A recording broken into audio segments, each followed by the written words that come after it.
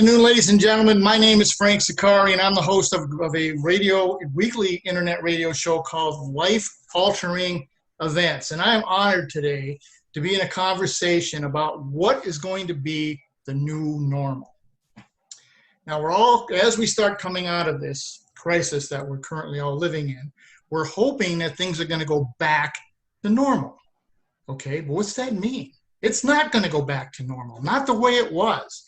We're going to have to find new normals in a number of different areas. We're going to have new normals for employees, for the workplace, for work hours, for our culture, for the market that we're going to currently be in, and then who are our customers going to be? Are they going to be the same people? There may be a new normal for that. So ladies and gentlemen, remember this, none of us are in this alone, and the secret to walking on water is to know where the rocks are. And today, in this conversation, we're going to show you where some of those rocks are. We have a very distinguished panel here. We have Sara Zaccari, who is a high-performing millennial. And since this age group, her age group, is going to be running the country and the world here in the not-too-distant future, let's find out what it is they're looking for and what attracts and retains those people, because coming out of this, business owners, you better be able to do that. We also have Dr. Dena Samuel Phd. She is an expert and an author in building diversity, equity, inclusion training, and consulting based on mindfulness principles. And she is a fascinating speaker and author, and you're going to love listening to her. And then we have Sam Altawil. Sam Altawil is a JD. He's an attorney. And he's an expert and he's an author in creating and sustaining high-performing cultures. And he's done this repeatedly. Okay, so let me start with Sara. Sara, your age group will be the majority of the workforce here in the not-too-distant future. Okay? Mm-hmm. In this post-COVID-19, your age group is going to be leading the world. So what are the key elements that you're looking for? You're going to speak for your whole age group here. What are you looking for in the workplace as you come out of this? So, yeah, that's a lot of pressure. So I think, well, one thing to kind of start off with is safety, which I think is something that wasn't really on the forefront of a lot of our minds and just our day-to-day business operations until this happened. And then it became, how are we going to protect us? How are we going to, keep our distance? That type of thing came into play. So I think that's something that will be in the back of our minds moving forward. But I think one of the main things is the freedom of flexibility. So with this time and all the changes, we've sort of been forced to flex in ways that we never have before. So I know, like with my organization specifically, allowing us to work from home was something that they've been talking about it, and like how we're going to work the logistics and how we, we don't really know how we're going to make this happen. And then literally overnight, it was like, okay, well, everybody go work from home. And that was one of the praises that we got from leadership, was like, this went off without a hitch. Like there was no issues. We sent you home on Monday, Tuesday, you were all logged in, doing your job, getting things done, working from home. And so I think that just shows that there's no need to be afraid of that flexibility in allowing people to work from different locations. We don't all necessarily need to be, in the office. And then kind of beyond that flexibility, just the flexibility of hours, I know is something that I don't have kids. I have a lot of friends who have kids, and that's something that there is important to them in working, is having a job that if the only appointment they can get for their child to go to the doctor is like right smack in the middle of what would be their normal shift, they want to know that they have that flexibility to go and take their child to the doctor and then come back and work and still get things done. So it's not, it's not a matter of worrying, am I going to lose my job? Am I going to be looked at, like I'm not a good performer because I had this obligation that I needed in the middle of my day. So I know that's another big thing. It's just that flexibility in location and in shifting. And you had mentioned about creativity. You've had an example, you told me, what Starbucks has done. Share that. So with Starbucks, that was more, I guess that kind of ties more towards safety. So I know a lot of employees of Starbucks, and they have during this time allowed their employees, if they're uncomfortable, because most Starbucks are still operating like drive-through and that type of thing. And if their employees are uncomfortable coming into work, or if they're at risk, or, you know, they have family members who are at risk, they've allowed them to take a catastrophe pay where they're still getting their full pay, but they're not having to come into work. And then those who have chosen to continue to work, they're getting like time and a half for that. So it's just. So it seems that the key here is being open, mm-hmm.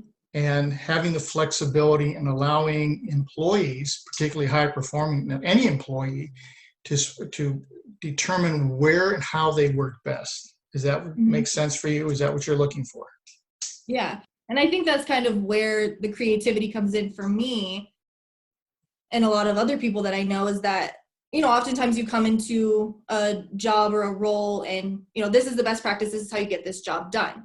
And that's useful to get you started. So, okay, now I know what needs to be done, but then we want to be allowed like kind of that creative freedom to see like, okay, this is what the best practice has been. I'm familiar with how this is working.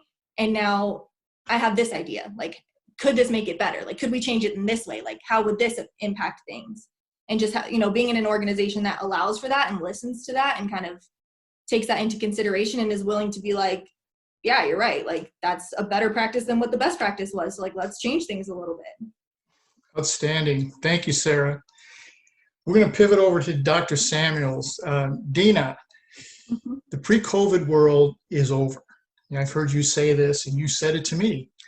What organizations do post-COVID is going to be very difficult.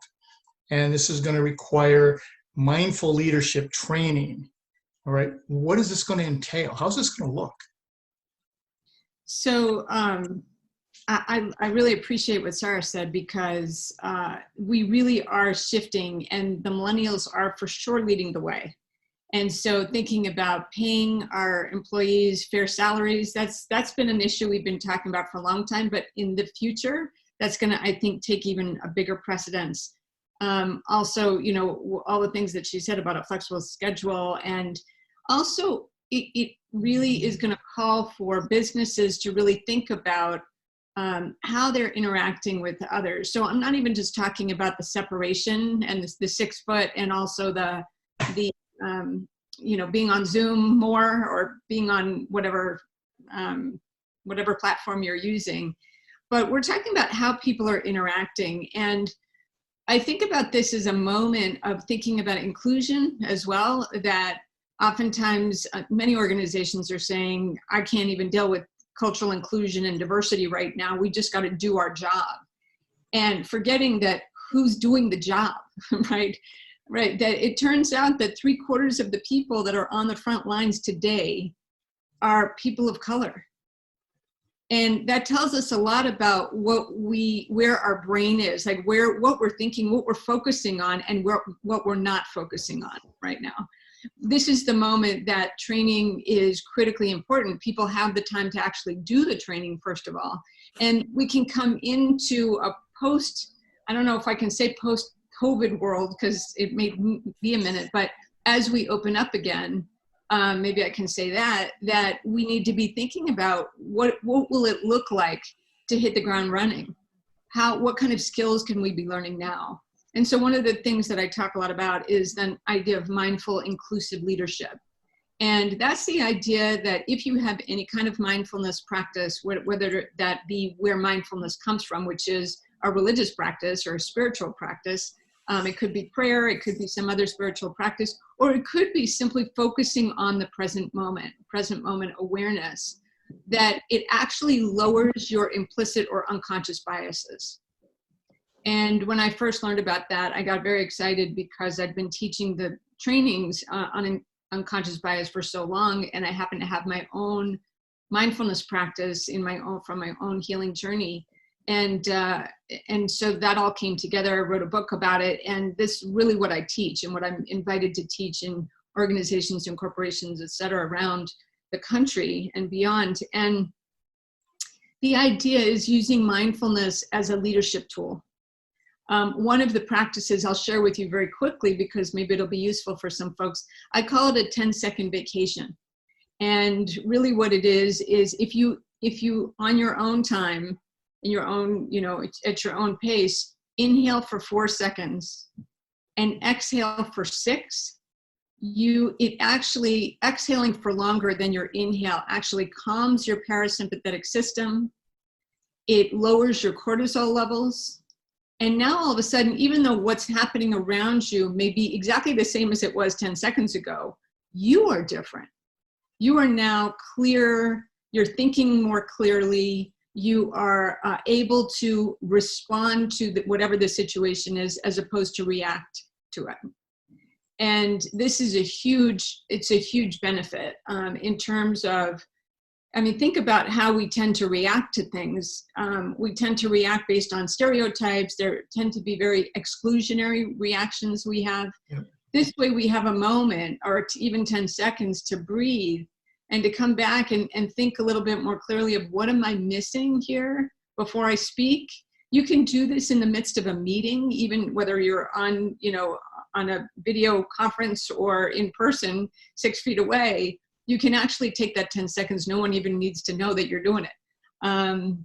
And I came across this when I was an educator at the university. I was teaching a faculty member, and I remember getting triggered by something someone said. And my instinct was literally to turn around towards the board as though I was about to write something. And I could feel myself, I just took a deep breath. And then I didn't write anything, but I turned back around and said, okay, wait, I was so much clearer by the time I turned around, and they didn't know any different, It was a really great leadership tool to really be able to do my job the best I could. Yeah. We've heard that most of our lives, take a deep breath. Mm-hmm. And I didn't realize that we were practicing mindfulness at that time. Absolutely. That's how it works, right? And there's so many other ways to use mindfulness as a tool, not only for health and wellness, which we know very well. There's tons, and there's over 100,000 books on the topic of mindfulness. Most of them are around health and wellness, but I use it as I said, as a leadership tool also for cultural inclusion. So for example, when I'm teaching implicit bias training, I talk about the idea that, how do we challenge bias when we see it in a meeting? What can we do? How do the virtual meetings that we're having, how do they inherently lower bias? There's so much around us. But using it as a tool when somebody makes what I would call a microaggression, somebody makes an offensive comment or something like that, how do you bring them in, call them in rather than calling them out of the conversation so that you're engaging with them? And you do that all through, focusing on the breath as you are proceeding, and you're much more likely to be more effective. That's outstanding. And Dr. Samuels has programs in a consulting practice where she goes in and works with corporations. And for you corporate leaders out there, you're going to need this help. You're going to need this help going forward. All right, let me pivot over to Sam Altawil. Sam has turned around toxic organizations multiple times, and he has turned them into award-winning organizations. Now, Sam, there's theory and there's reality. Correct. All right. What challenges are organizations going to face now on a new normal, given the fact that we're in uncharted territory? Great question. Since we only have a short amount of time, I'm going to focus on a couple of things. But, there's going to be a lot of areas that we're not even going to know about until we get there. One of my biggest concerns is the mental health of employees coming back who've been isolated for a long, long time. For those ones who have not been working remotely, they've been just not work at all and have to go back. Some have some mental health issues and so on. So the impact of the isolation for the lengthy period of time, we don't know what the long-term or the short-term effect of it, but we know that it's going to exist during employees at some point when we come back. When it's going to happen, we don't know. When you've been isolated for so long, and you've been isolated away from others for so long, and you don't have that normal where you have the interactions with people every day, and you're not working remotely, you don't have those things. Those do have some sort of psychological effect on you. And there's a reason why, in prison, they isolate somebody when there's being punished. I mean, it's isolation, confinement is usually that's kind of a punishment in prison. And so people really feel that kind of a way that they're being in prison in a long time. When they go back to work, that's going to affect the work. That's going to affect their performance. It's going to affect their interactions with others. So those are things that we're going to have to be looking for. One way of looking for those are we're going to see a lot of companies have, for example, employee assistance programs where employees get to utilize that. And it's confidential. It's usually there's a behavior, consulting, counseling there involved. And of course, it's all basically confidential. They abide by the HIPAA rules and so on. What it does, what a lot of employees will find out, that how often this thing's been used, and they'll get some reporting to see, when we go back, so it'll be the new normal, how often they use, what issues have come up. Of course, no names, of course, are mentioned. They will know whether it had an effect or not. So that's one area I see that's going to be a challenge. The other area is going to be a challenge is the employment law area. HIPAA is going to be a big issue. The privacy issues and so on. Where the big privacy issue is going to happen? Where is it going to be modified? Is there going to be anything going to happen to make it different for this COVID-19? We're going to get to see that. But one of the most concerning one that I actually see is COBRA. And I don't know if you're aware of COBRA. COBRA is continuous coverage for healthcare. You have a lot of people right now that have been laid off, or they lost their jobs, and they also lost their health benefits. COBRA is a continuous coverage, but they have to pay out of their pocket. But here they lost their job, their unemployment doesn't cover much, and now they have to put more money into basically their health benefits. Now we're asking them to stay at home to be safe, but now at the same time they're also losing their benefits. So there's a lot of things like that that's going to have to come out. And COBRA right now, we have to ask the question: has that been working or not? And if we have another crisis like that, are we going to be, doing the same thing? Because right now, COBRA is not working. And I think the legislators need to really look at that closely, because there are a lot of people right now that don't have health coverage. And unfortunately, COBRA is just too expensive. Now, I had talked with had a conversation with they don't like to be called labor lawyers, employment attorney. And the employment attorney said, how are you going to handle when you, the business, say, I want you to work from home, and they get injured? Is that a work comp related? What happens when you're directed to work from home? It is actually, and it might be, because when you're directed to work at home, and we've stationed others at home in the past, but here's the catch of that. When you station somebody at the house, you want to make sure that the station they're working on is the same as the station that they're working at work, which normally what we would have done, we would have sent somebody down there to look at their office, make sure it's ergonomically proper, everything that is just as the same as is in the office. And they also have to take their breaks on time. They have to do everything on time, just as they were in the office. So it's exactly that way, but there has to be in the, of course, at home. Now that means that if they do get injured, yes, it is a work, it's a work-related injury if it is on the job. But the way they determine that is they first go to their private doctors, and the doctor says, well, it seems like it's a repetitive movement based on work. Then, of course, they go into the workers' comp, they file that, and they take it from there, and the doctor determines whether it is a work-related matters or not. It's going to be based on obviously the doctor's report. But generally speaking, I would say anything that work-related, it is a workers' comp issue, correct? Good. I've heard some employers say, I don't know how I should handle this. That was a good point, to actually go to the house when you can get into the house, because we're working with people now like cable companies who won't come in the house. So you get to do their job, reconnecting all the wires, because they won't come in your house.